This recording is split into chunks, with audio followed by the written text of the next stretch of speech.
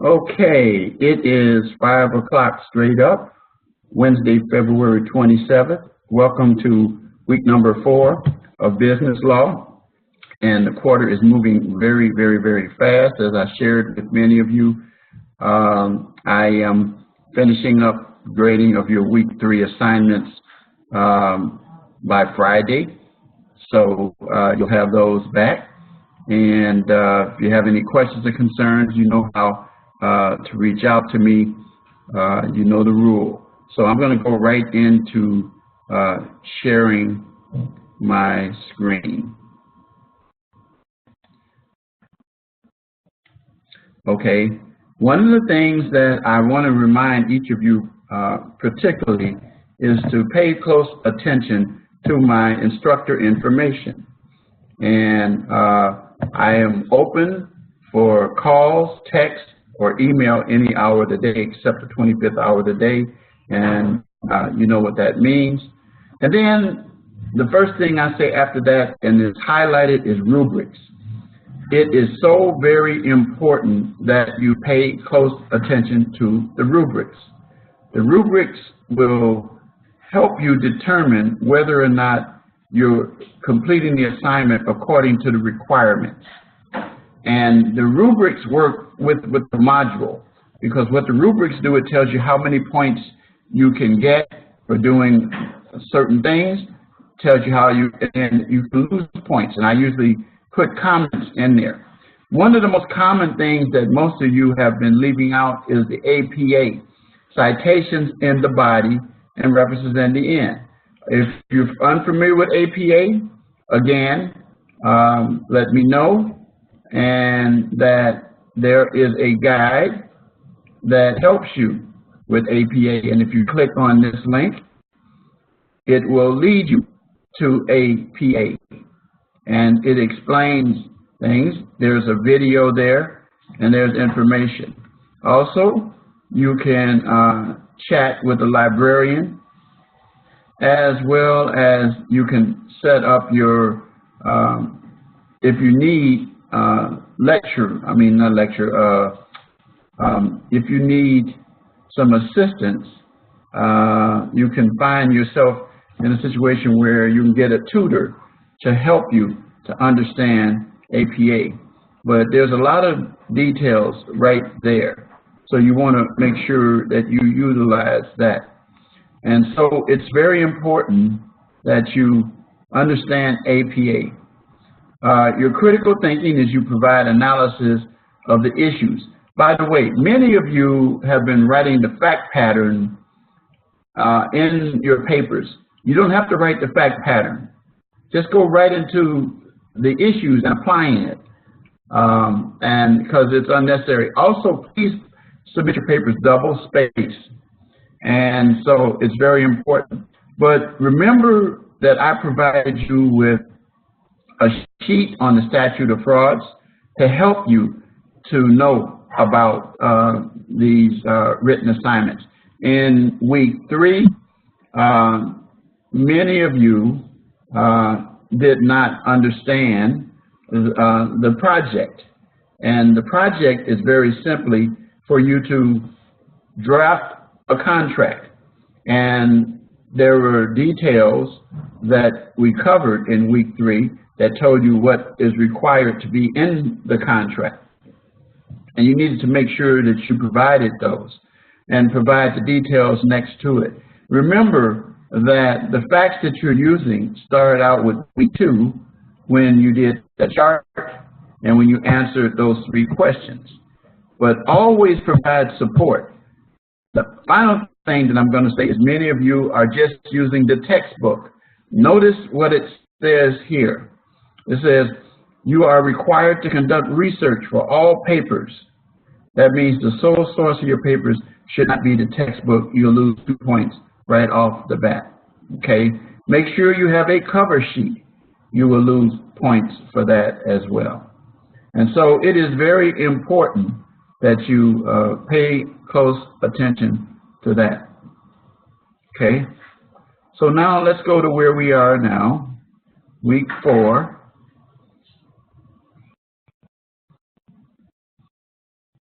Yeah, week 4, identity theft PowerPoint. So you're going to deal with that, and you're going to provide the information that's necessary for that. All right? And then going down to Module 4, again, we get to now the project, opening the doors of your business. Correctly identify your preferred method for your business, and then provide reasons for your selection, and make sure you have APA and so forth, as I said before. And that's it, all right? Because your lecture now is taking place. There's your week 1 lecture, week 2, week 3, and then the recording will be in this section here. All right, so now let's go to the other side. All right. Again, your welcome announcement is still there. So let's focus on what you have to do for this week. Regulations, agencies, and partnerships.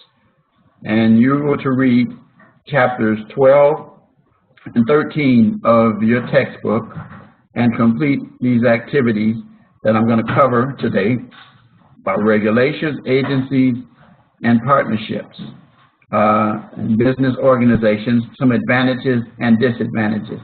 And then I'll conclude by showing you the flashcards. Remember your discussion post, your initial post was due last night, dreaming of your business organization, and you supplied that by 11:59 p.m. Central Standard last night. And then your reply post due this Saturday, 11:59 p.m. Central Standard Time. Finally, complete the written assignment, Identity Theft PowerPoint, and the course project, opening the doors to your business. So you got 2 written assignments. Pay close attention to the rubrics there. I say it again right here. And then, of course, complete your survey, if you could, by the end of the week as well. And you know what adversity as a springboard to success is all about. Okay? So now let's go down and let's take a look at our course calendar.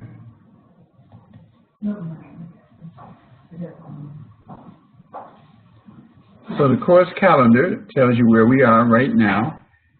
The 27th, which is today, tells you about your lecture, tells you about your initial post that was due yesterday, your reading that was due, that you did on Monday to start the week, Saturday, your reply post, and then your 2 written assignments that are due Sunday by 11:59 p.m. Central Standard Time. And you can click on that, and it tells you when they're due. All right? And then you also have your course project as well, opening the doors to your business. And what you're going to be doing is covering the requirements that I'm going to go over in just a minute. So those are your assignments for the week. Your calendar, you can take a look, and if you flip over to March, you'll see this is where we just went just a few minutes ago, but you got 2 more weeks after that. I will tell you this, that I am not accepting assignments from weeks 1, 2, and 3 unless you've made previous arrangements with me and indicated to me that you had extenuating circumstances. I do remind students this all the time, and you'll see this in your grade book. Students wonder if they're late with their assignment, why is there a 0 if they submit their assignment late? The reason is because your assignments that are due every Sunday, I have to, if you have not submitted them by, for example, the 3rd, on the 4th, which was next Monday, I will put 0s in the book. The reason is because advisors need to know that you haven't completed the assignment. That is not necessarily going to be your final grade.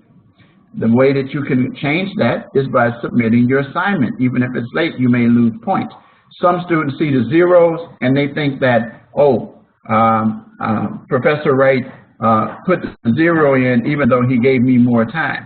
The zero is going to be there because the school requires me to do that when your assignments are late. I have to do that. Again, it lets your advisors know, and it also lets you know at the same time that, and then again, I can always change that. Once you submit your assignment, then I can grade it, and if it's deemed that there's a good enough reason, I will waive the points for lateness. If not, then I will deduct the points. Remember, it's 10% for each day, so you'll lose 10 points by Monday. You'll lose 20 points by Tuesday, 30 points by Wednesday, 40 points by Thursday, 50 points by Friday, Saturday. So you see what I'm saying? So you begin to lose those points, all right? Notice the quarter ends the 15th, which is a Friday, not the 17th, all right? So we'll be covering that again later. All right, so now let's get into our week 4 assignments. Here we're coming up to them. Assignment Identity Theft PowerPoint. And it tells you what you need to do. I already told you what your rubric says. And so you're going to address these questions in a PowerPoint, okay, presentation. Not just one PowerPoint. Identity theft, what it is, and how you can best prevent it, all right? It tells you, make sure you satisfy these bullet points. And then it tells you general PowerPoint tips. These are things that help you in preparing your PowerPoints. Limit the number of colors on a single screen, and then it tells about bright colors, make small objects and thin lines stand out. However, it tells you other things. Use no more than 4 colors on one chart. And then you submit your PowerPoint. Make sure you put references at the end. Don't be so dogmatic on citations in the body because the PowerPoint, but you should give citations as to where you got the information that you include in your PowerPoint. But references certainly at the end, okay? And then your course project. Now, remember Mr. Barker, who you first met in week 2, and then you completed the draft last week in week 3 of the contract. And so you go into doing what it says here. Your paper should be 1 to 2 pages in length, double space. Remember, I've been saying to you over and over, make sure your papers are double space, not single space, and properly APA formatted, which we discussed, okay? And then your live lecture points will be due from that point. So those are the assignments for this week coming up. All right, so now let's get into discussing the topic this week.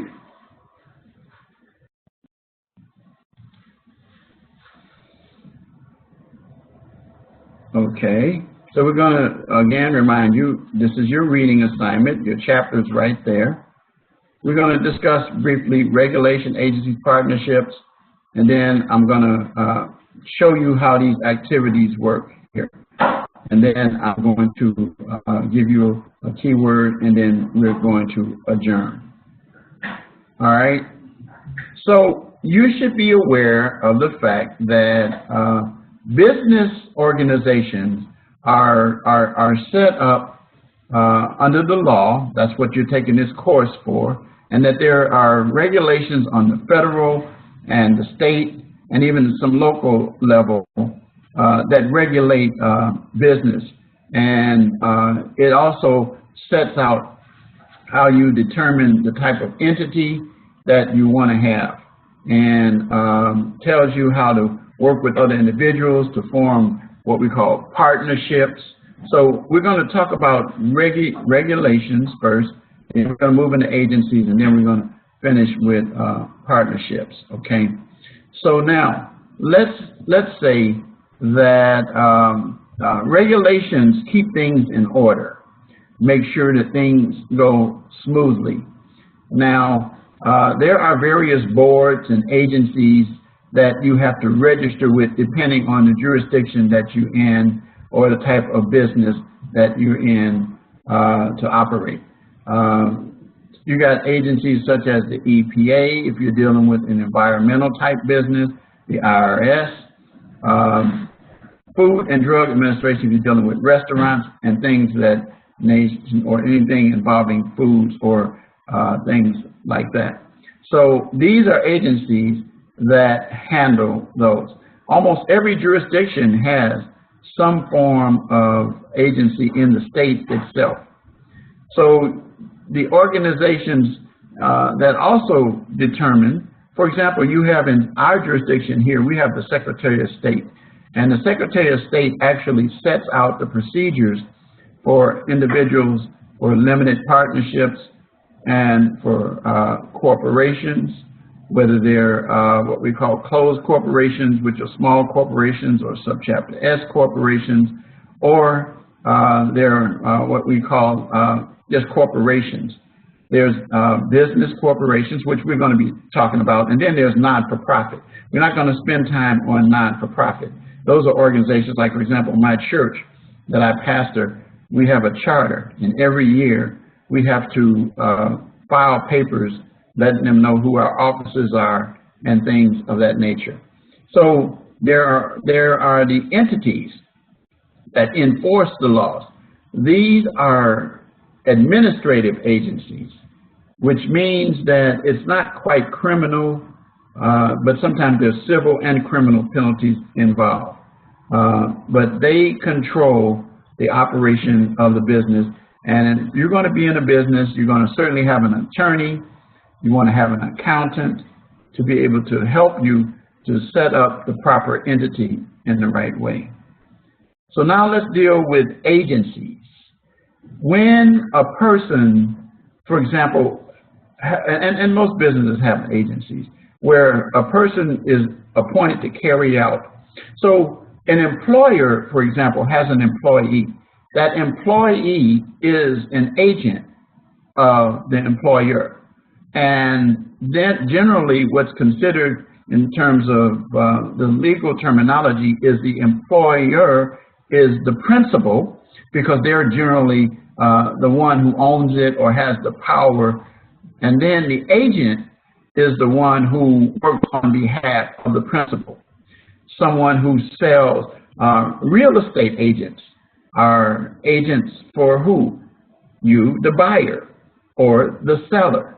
And so the agent can enter into contracts on behalf of individuals. If you are in a business where you have entertainers, and I worked with a lot of those, and athletes, I was an agent and attorney for individuals, and what I did was not necessarily enter into the contracts, but I negotiated their contracts for them and made sure that they were protected. Now, I was working for my client, which was the principal. And the other thing is that when you, for example, have a business and a person is operating as a doctor in a hospital, then the agent is the doctor, but the principal is the hospital. If there is an organization that the doctor is involved in, such as an LLC, which we're going to talk about in a few minutes, or a limited partnership, or either a corporation, then that corporation is the principal and that doctor is the agent. And so, as I said earlier, common agency is when a buyer enlists an agent to buy or sell their home. And so duties and authorities that the principal has are passed on to those individuals. Businesses don't operate very well, even if it's a sole proprietorship, without agencies involved, because that means then you're not doing everything yourself. You're going to have people working for you, and they become agents. And there's a nice article that you can check out in your own time, all right? Agencies are created very simply by appointing someone or hiring someone to do a task for your benefit. That's it. That's it. All right. That's it. So you don't have to get too deep into it. All right. Now, let's talk about partnerships. So what's a partnership? A partnership is when two or more individuals come together. But there are various kinds of partnerships. There's what we call a general partnership. Now, general partnership is usually governed by the state in which the partnership is established. There is a partnership act. It's called the Uniform Partnership Act, which all states except Louisiana, which is a little different, set out the terms for how to establish a partnership, how one becomes liable, and working together to run a business for profit. And that's the general partnership. So that means all of these parties are involved. It's two or more. You can't have a partnership with yourself. If you do incorporate, then that's not the same thing. All right, but it's a partnership. All right, two or more persons to come together. They own and run the business to make money. That's it. That's all you need to know. Limited partnership, on the other hand, is when you'll see a difference here. When two or more come together under the State Limited Partnership Act, and one of the partners is limited as to what they can do. For example, they may be partners that are simply providing the funds, and they're not providing any working in it. And when you study these statutes, you will discover that the liability of the partnerships vary as to whether it's a general or limited partnership. General partnerships oftentimes result in liability divided by the number of partners involved.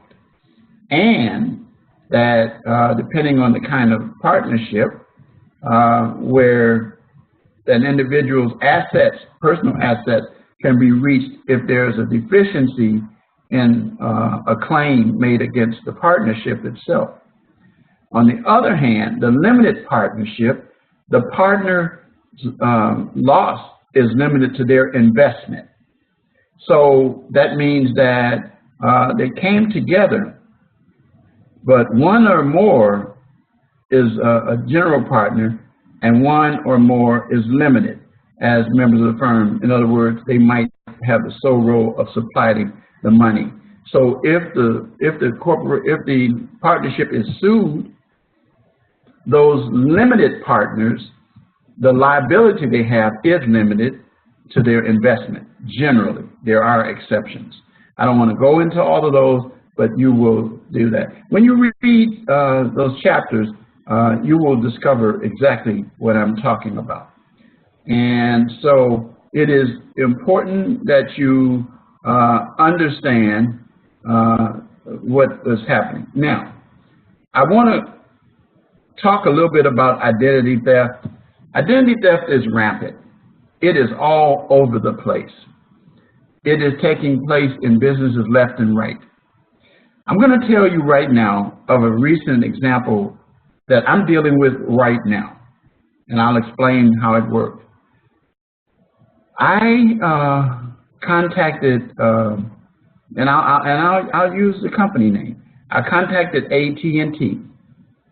Now, AT&T happens to be the company that I have had a I have had UVERT services, which means I have the triple package: the phone, the internet, and TV. I've had that at the place where I live now since April of 2017. To be exact, April 20th, 2017. Prior to that, I had it at another address that I established in 2014. And then prior to that, I had it at another address that I had to 2011. But let's go with where we are now in 2017 to just the other day, last week, actually. And so I contacted the AT&T because I decided that I want to add to my services and get a wireless phone, get a cell phone. And I went on and I was talking to the agent or the salesperson for AT&T. I established that I'm a customer already, the way that I just told you a few minutes ago. Well, then the salesperson hit me with a question. She said, "Mr. Wright," she says, "you have an outstanding balance of $1,700 to AT&T. I said, "For what?" She says, "You applied for a cell phone in September of 2018, and that the account was terminated because it wasn't paid, and it was sent out to collections. You defaulted. You received one of the most expensive iPhones." I said, "First of all, number one, I didn't do that." And they said, "Is your address?" And they mentioned an address. And I said, "That address is the house that I used to live in 1999 in September to September 2011, at which time I sold that house and moved far away from there, and haven't had any business relating to any services at that house since 2011. Well, as it turned out, they did some investigation, and they found out that someone had actually gotten the phone. They gave it to them, which leads me to believe that someone, the phone had to be shipped to the address of where I used to live. I know who the person is that lives there, but that doesn't necessarily mean that they did it. But the point of the matter is that it was. And by the way, this wasn't even on my credit report, because I had just a month early in February gotten approved, or middle of January, got approved to buy a house. So if that had popped up, that would have been an issue with getting approved or pre-approved from my lender. But it wasn't on Equifax, it wasn't on TransUnion, and it wasn't on Experian. So it wasn't on any of the reports. I have a copy of my report. And you know, when you apply for credit, they put an inquiry in your credit reports, and it lets you know that your credit was pulled by a particular company. Well, AT&T had one inquiry in my report, and that was from 2017, April, which, as I said to you, that's when I established my services. And they're still ongoing right now. In fact, I'm on the Wi-Fi for AT&T. So the long and short of the story is that now they're doing a fraud investigation, and they're going to have to clear me. It's taken, it's going to be about a month, they said, before they're cleared up with it. But, and how does this happen? Well, first of all, number one, when I moved, I forwarded all my mail to my new address, which is not even this address. I forwarded to the address that I got in 2011. And then when I moved from 2011 at the place where I was living, I forwarded to my next address, which I moved in 2014. And then finally, from 2014, I forwarded my stuff to where I'm living now and to my P.O. box in 2017. So at no time was there any reason why any information should have gone to that house that I lived in 2011. But you should be aware, and you've seen this, is that you get mail sometimes if you buy a house from someone that still comes, that the company still continue to send to that address with that person's name on it. And a lot of those are offers for loans, credit cards, and even telephone services. And I suspect that what happened is that AT&T sent out something to that address with my name on it, and someone got a hold to it. Now, the thing that I don't know is how they got my information to put on there. They told me there were 2 Social Security numbers. One of us was not mine. But somehow or another, again, AT&T didn't exactly tie it to me because it would have appeared on my credit report. So the bottom line is clear that it was not me. So you could be an innocent party and be stuck in a situation with identity theft, even if you didn't do anything wrong. And that's the most recent occurrence of identity theft that I find myself in. If you go back and you look at, I told you ways that this can happen. Now, with the internet now, and with people calling on the phone that can get your information, of course, though, it was clear I used to live at that address, and I used to have AT&T services at that address, but I didn't ever have a cell phone. So this person somehow or another applied and got it, and they end up getting the phone. And so when I got ready to get a phone myself, that's when I found out about it. They said the next step was they were sending it to a collection agency, and the collection agency would have come after me. But because I was trying to apply for a phone myself, that's when it bumped. Now that's an example. Let me share with you another final example of how I was a victim of identity theft. This happened probably, let's see, about 2000, I want to say 2008. Yeah, I was living in my house, at the house where I was living originally in Illinois, that I had purchased in 1999. And so I went to get gas at a gas station. And when I went to get gas, I presented my debit card, and it rejected it. I said, wait a minute, no, there's plenty of money in that account. They said, no. They said, you can't get anything out of it. So then I said, okay, my wife's card, which is tied to the same account, I gave the person at the gas station hers, and it went through. So the next day, I went to the bank. And when I went to the bank, I sat down with the banker who knew me, and I said to the banker, I said, my card, it was blocked. What happened? So the banker pulled up, and here's what happened. It was discovered that this was a Monday now. This was a Monday. So Sunday, I tried to put gas in it. So it was a Monday when I went to the bank. But over that weekend,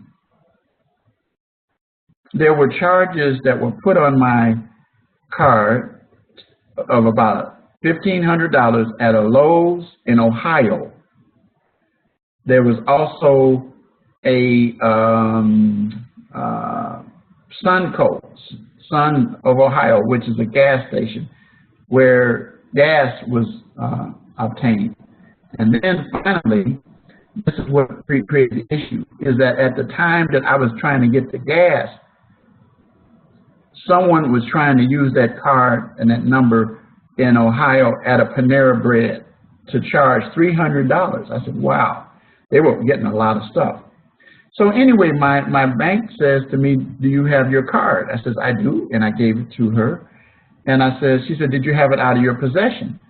I says, no, I had it with me all the time. So they said, okay, well, we're going to, and it was about $3,000. They said, we're going to put it back in your bank account, and we're going to conduct an investigation.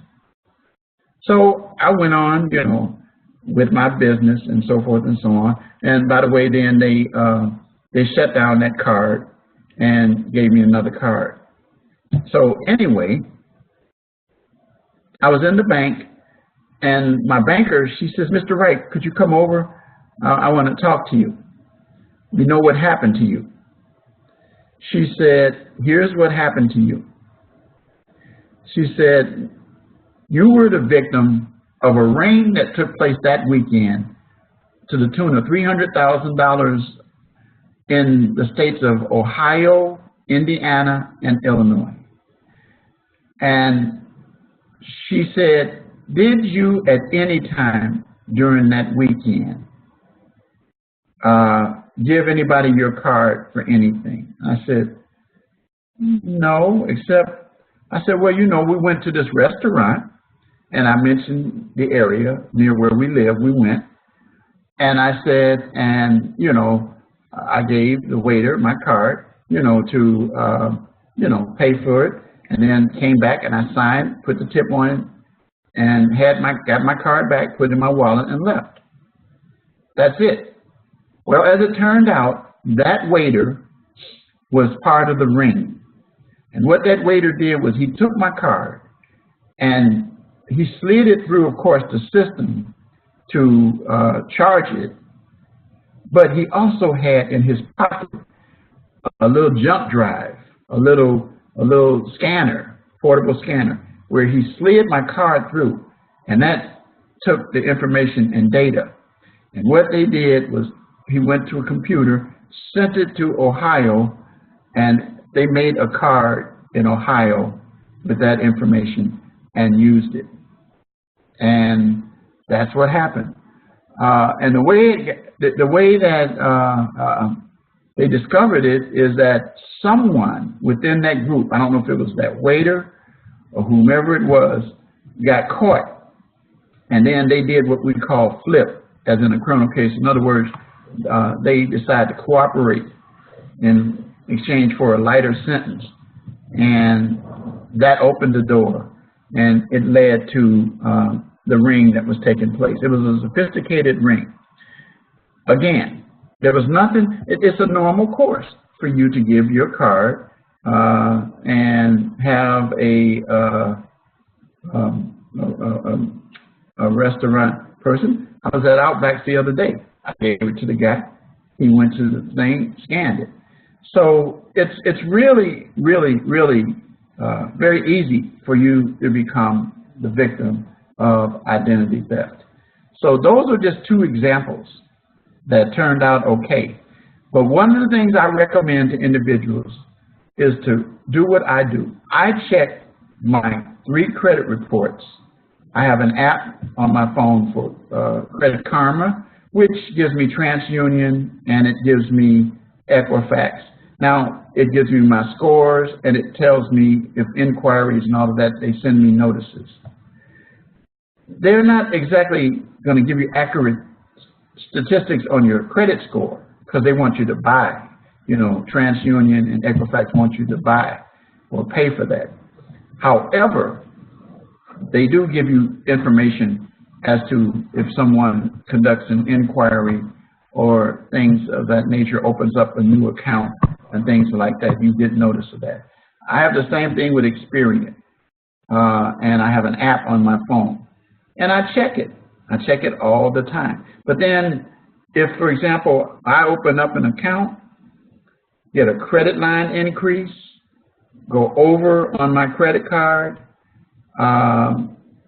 or again, someone when I applied to buy the house, you know, the pre-qualification, then the lender ran a credit report, and it showed up, and I got an email, bam, instantaneously on my cell phone to let me know that that happened.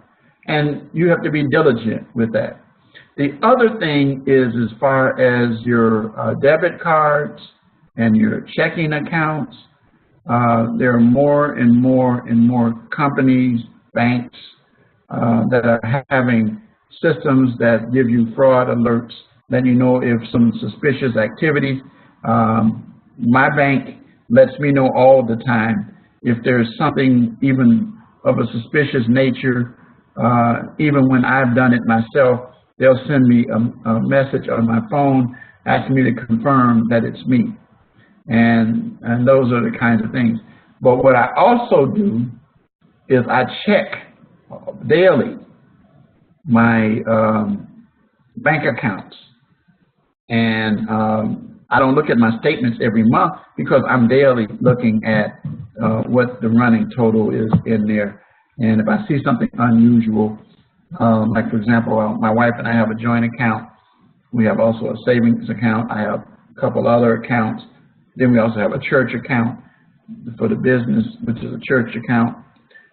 I will ask, did you use it to buy something? Oh, yes, yes. And if not, then I will contact my bank immediately, and they'll do a fraud investigation, and they'll put my funds back in temporarily while they conduct their investigation.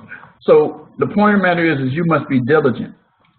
With the advent of the internet, there is an avenue open for individuals to commit identity theft like never before. I mean, people sit at their computers, just like I'm sitting here talking and teaching you. There are people sitting at their computers, and they are getting your information. For example, be very careful that when you are when you're using public Wi-Fi. First of all, public Wi-Fi is not very secure.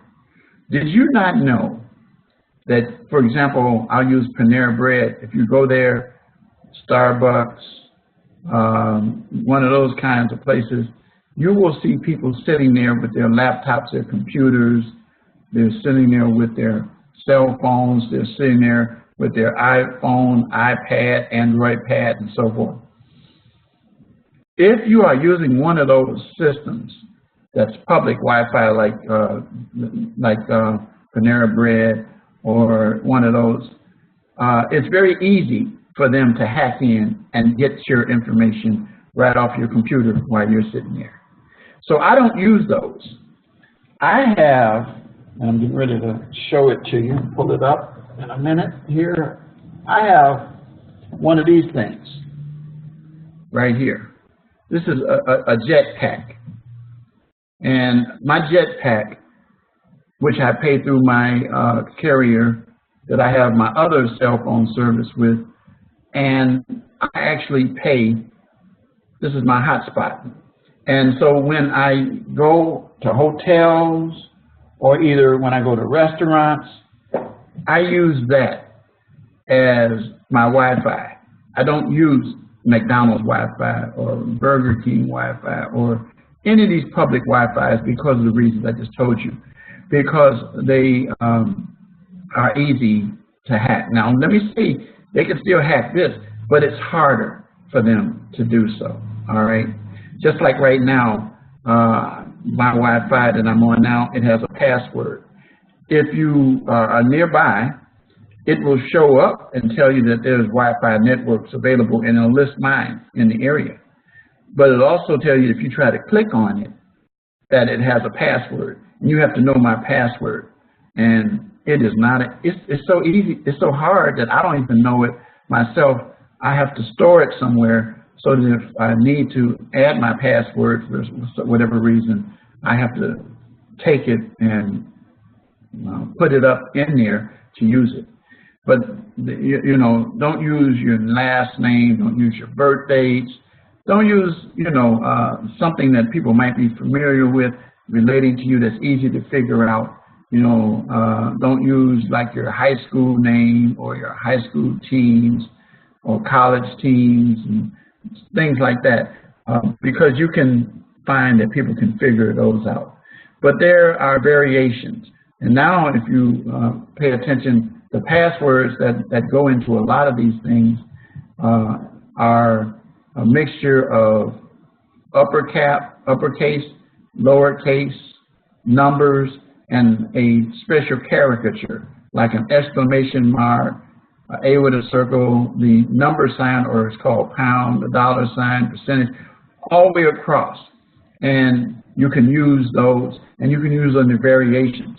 And so a lot of places are doing that. We here at this college, for example, every so many months, I'm going to say at least 6 months, we get from our IT people email or message telling us that we need to change our passwords.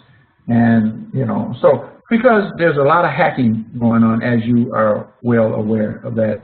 And that's how a lot of your identities are stolen. So that's all I wanted to share with you. I just want to show you again. You want to go over these, and you can use these.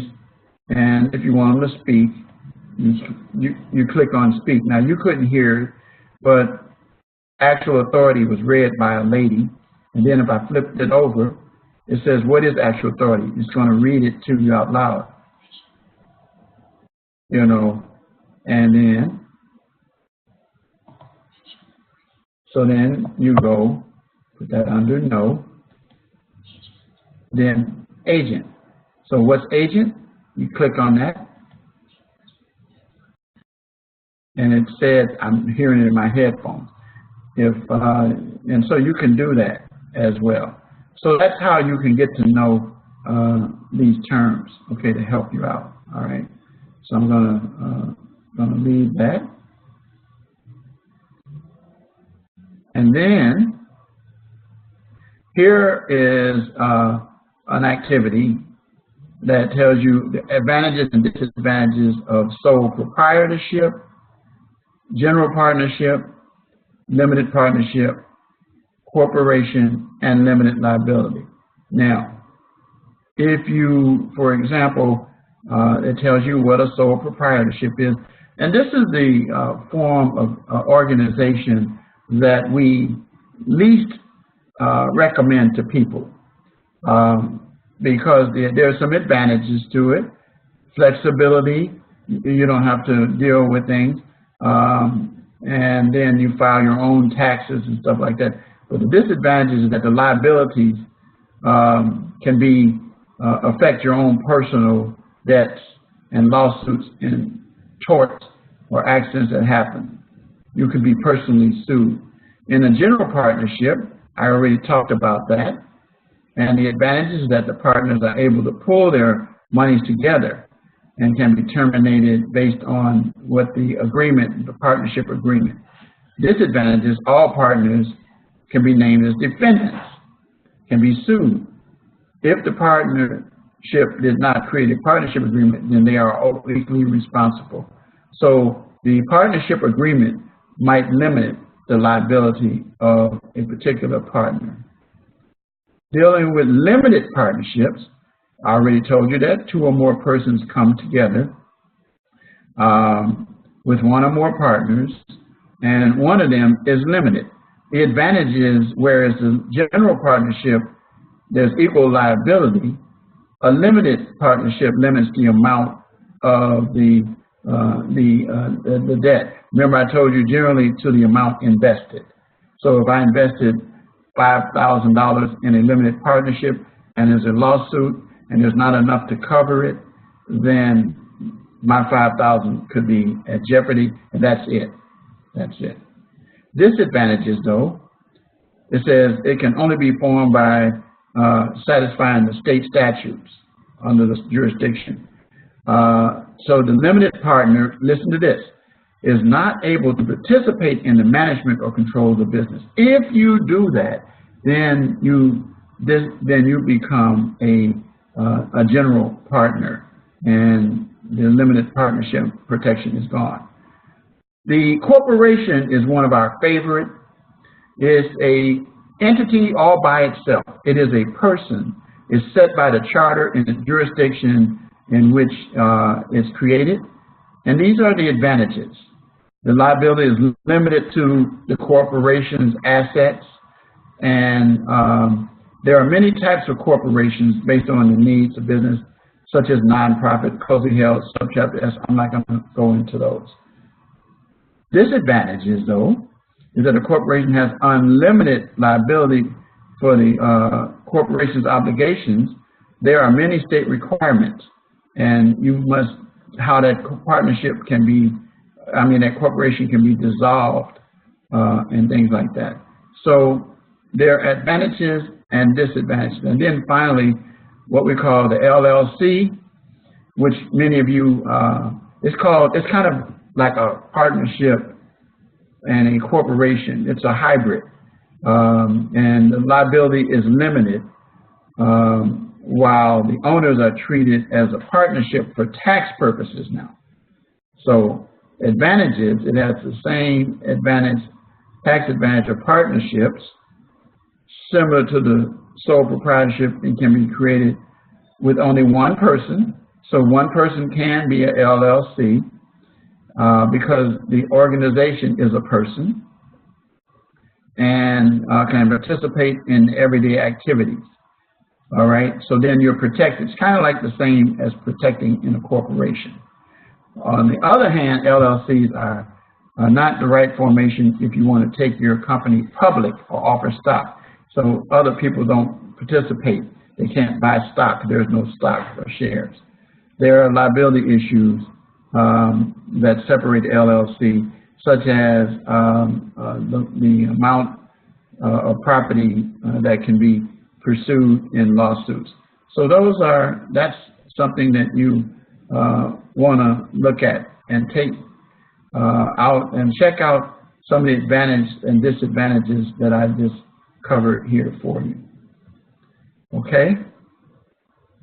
And that is it for today. It's about 5:53, and I'm going to tell you that the word that I want to see is identity theft. That's what you have to give me to obtain your points. And hope that, again, if you have any questions or concerns, that you feel free to reach out to me. So I'm going to terminate this session and say good night.